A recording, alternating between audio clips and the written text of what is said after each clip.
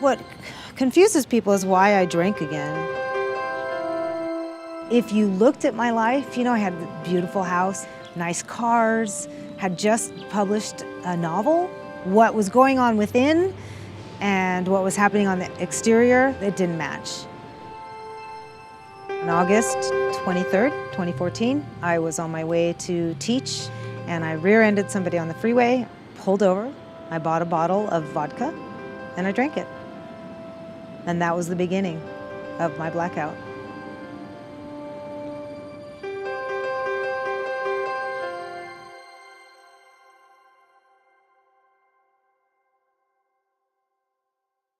It wasn't jail that told me I was in trouble. It wasn't getting arrested. It wasn't that at all. It was that I couldn't stop. I couldn't stop, and I was ruining my life. It's worse than you think. It was worse than I thought it was going to be. The shame I felt was corrosive. I didn't know how I was going to come back. Before I went to jail, I found out that you could have 3 books a week. I wrote out a list of books that I wanted to read, and every week I got my 3 books. And I read this book by Ruth Ozeki. It's called A Tale for the Time Being. And I had an experience with that book that was so profound that when I started to read this section, and by the time I was done, my life was different. I literally changed in that moment. What this book showed me was that inside me, I have this purity, I have this consciousness that is good, and that I'm actually driven by goodness and kindness and generosity, that person who was drinking and using drugs isn't me.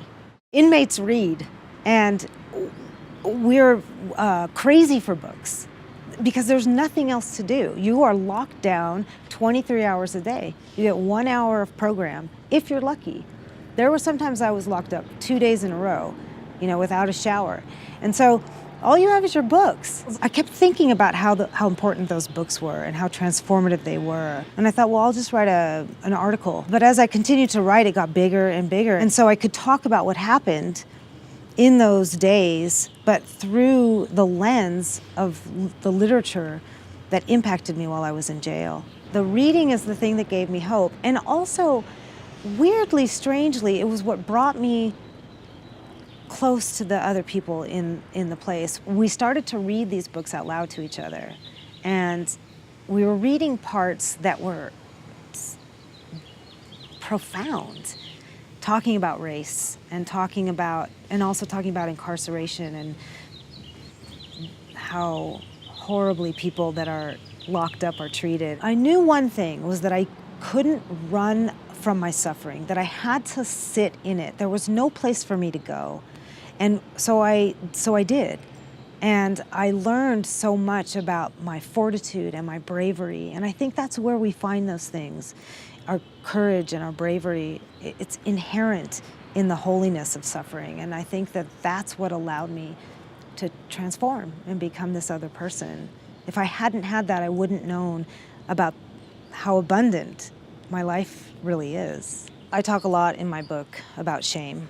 And to me, the biggest shame is that this country incarcerates so many people of color, people who are poor, people who are uneducated. That's where the shame is. Most of the people in those places are addicts and alcoholics, and they're not being treated appropriately. What I thought I knew about incarceration and what I know now are worlds apart.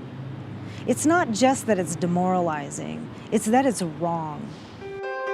I would say that all of the consequences I face were the best things that ever happened to me.